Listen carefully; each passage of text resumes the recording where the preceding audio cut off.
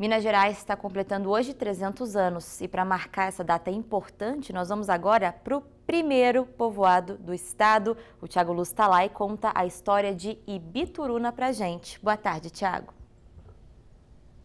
Boa tarde, Natália. Boa tarde a todos de casa. Parabéns, Minas Gerais, pelos 300 anos.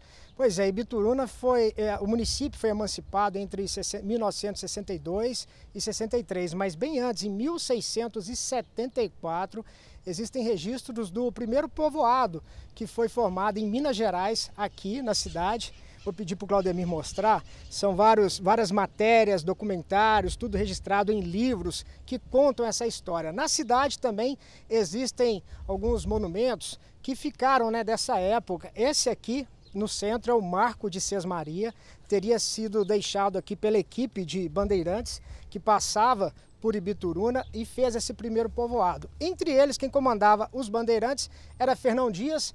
Existia uma casa que Fernão Dias morava em Ibituruna, essa casa foi destruída, mas, segundo a prefeitura, aquelas telhas desse muro aqui atrás, elas são as telhas da casa mesmo que Fernão Dias morou aqui naquela época, 1674 em diante. Ele ficou aqui por cerca de 6 meses.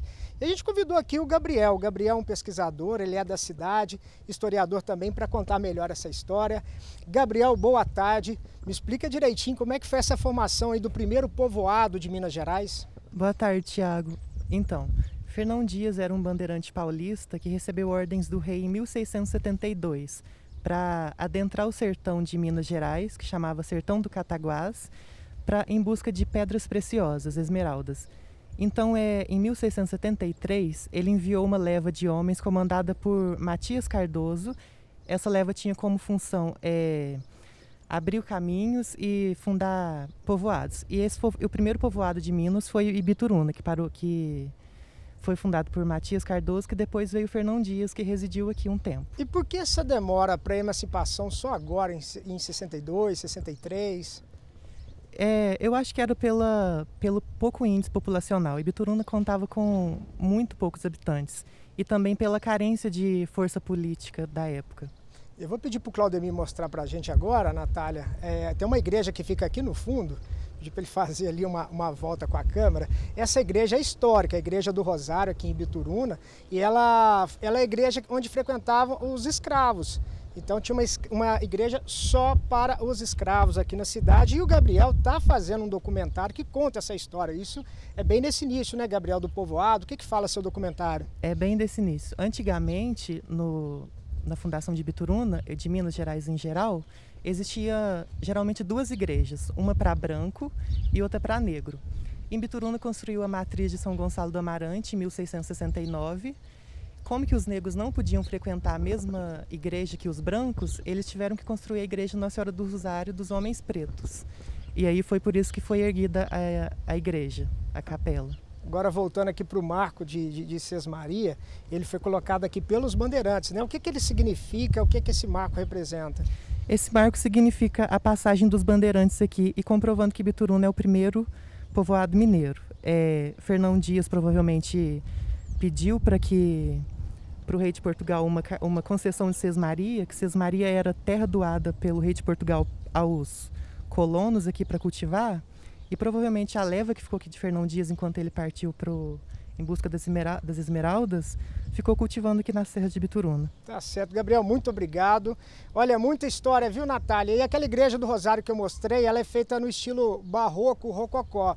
E é justamente sobre esse estilo, que predominou em Minas Gerais, nesse início, da criação dos municípios, inclusive aqui no nosso sul de Minas, que é a matéria que a gente preparou especial para esses 300 anos de Minas. Eu fiz junto com o Tarcísio Silva, ficou bem legal. Acompanhe aí essa reportagem.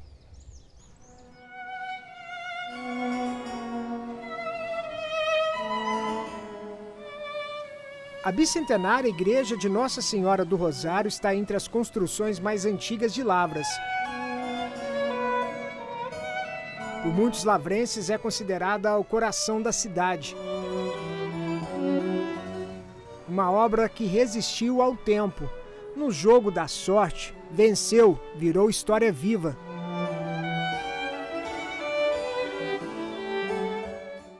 A Igreja Nossa Senhora do Rosário É a única igreja tombada em nível federal do sul de Minas.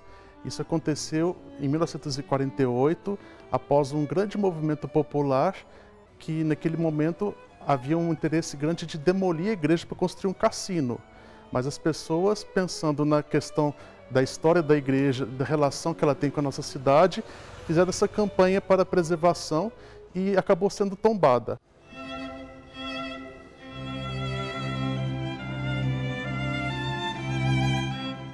O tombamento é muito importante para se preservar a história. E aqui na Igreja do Rosário, ela está presente em todas as partes. Por onde a gente olha, vê um traço de algum artista diferente, até mesmo no teto. A pintura no forro é de autoria de Joaquim José da Natividade, pintor mineiro de estilo ilusionista.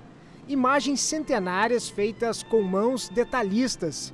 Os 7 altares cheios de contornos, curvas e detalhes que transformam a igreja num riquíssimo e democrático museu sacro.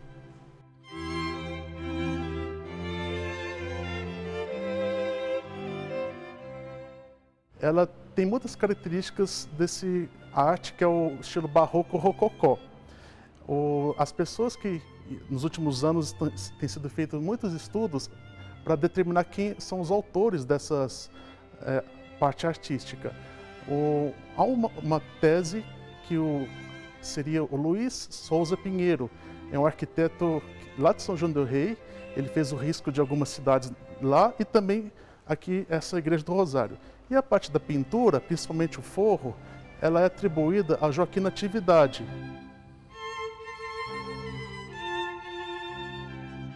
Do lado de fora, o barroco foi inspiração para os contornos que resistem ao tempo. E isso daqui me faz muito feliz de ver conservar um patrimônio tão maravilhoso quanto ela. O barroco mineiro se desenvolveu no estado entre o início do século XVIII e o final do século XIX. Nesta época, diversas manifestações artísticas aconteceram na esfera do rococó. Esse estilo independente é como uma assinatura. O que a gente pode observar é a rocalha. A rocalha parece um suspiro que fica no alto do altar. Justamente a rocalha é que dá o nome rococó. Então, se a pessoa que vê um altar e vê que tem a rocalha, provavelmente ela está vendo uma peça que é do estilo rococó. O barroco é presente no que foi preservado, mas hoje também nos artistas que se inspiram nele e fazem obras que mantêm a arte mais viva do que nunca. A réplica da capela é inspirada no berço do barroco e está sendo feita no sítio do artista Alexandre Reis, na zona rural de Lavras. Tudo feito por ele, talhado na madeira, no altar São Gonçalo, uma homenagem à cultura e à fé, heranças de Portugal. Como eu gosto muito das construções barrocas, rococós, né, principalmente da arquitetura sacra, eu resolvi fazer essa pequena ermida de São Gonçalo do Amarante. Por eu gostar também de música, São Gonçalo é o padroeiro dos violeiros, eu quis erigir aqui homenagem a São Gonçalo do Amarante. Minas Gerais e a arte são como uma sintonia onde as notas se entrelaçam. Como poesia que é lida lá na alma. Parece que o dom já estava esculpido no destino. A arte barroca acho que já faz parte de todo ser menino, né? E eu, desde criança, já tinha tendência a gostar de arte. Sempre desenhava, sempre mexia com madeira. Meu pai era carpinteiro, eu tinha acesso fácil às madeiras, trabalhar com os formões, né? E sempre me encantei com as obras do barroco e rococó, principalmente do estado de Minas Gerais, né? E isso me aproximou cada vez mais dessa arte. Barroco que está presente nos traços, aliás, traços com DNA mineiro. O estilo barroco, aqui no Brasil, ele teve uma vertente diferente, né? Ele pegou as bases, né, da Europa, mas criou-se uma forma diferente aqui porque os artistas começaram a enculturar, né, criar as peças baseado na vida cotidiana, né? Você vê os grandes expoentes da arte barroca, rococó em Minas Gerais, os anjos, os santos têm as expressões de gente do povo, né? Gente como a gente. Mais do que um estilo, o barroco rococó mineiro foi atitude. A partir do barroco se começou o que eu chamo da mídia, né, a mostrar um outro lado, né? Já que naquela época poucas pessoas tinham acesso a livros, né, a alfabetização era pouca, os pintores, os escultores expressaram toda a fé católica através das artes, né? Minas são muitas, e lá se vão 300 anos de história desta cultura única, de um povo bom demais da conta e de um lugarzinho que é o melhor que tem para se viver. A senhora foi para São Paulo, mas voltou para Minas, né? Voltei. Por quê? Paixão por Minas? O que significa Minas Gerais para a senhora? A Minas, ela chega a ser para nós assim um aconchego. Você vai, mas você volta. Vai, mas você fica lá, mas a sua mente está aqui.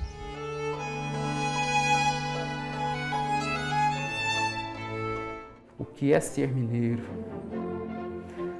Guimarães Rosa deixou uma frase esplêndida, né? Minas são muitas. E outra figura também importantíssima para nós mineiros, poeta Carlos Drummond de Andrade. Ele dizia que nas veias do mineiro corre o minério de ferro. E eu, para me expressar o que é ser mineiro, eu gostaria de dizer algo mais. Se nas veias nos corre o minério de ferro, na nossa alma corre a arte barroca e rococó. Ser mineiro é ser barroco.